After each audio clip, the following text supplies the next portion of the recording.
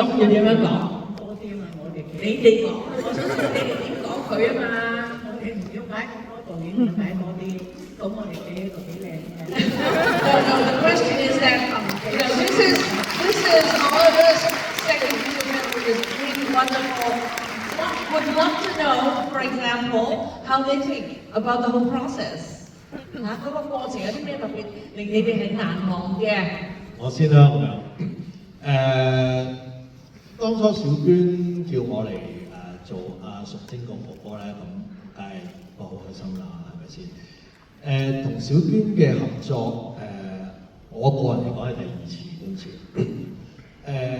同佢合作，我自己覺得小娟嘅劇本嘅對白，其實已經令到我自己作為演員好容易已經可以好理解所有嘅事。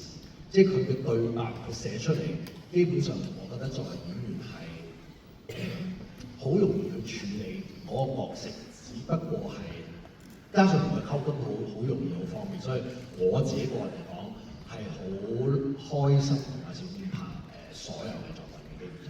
This is the second time I work with Oliver, and really must tell you all, her scripts are so wonderful.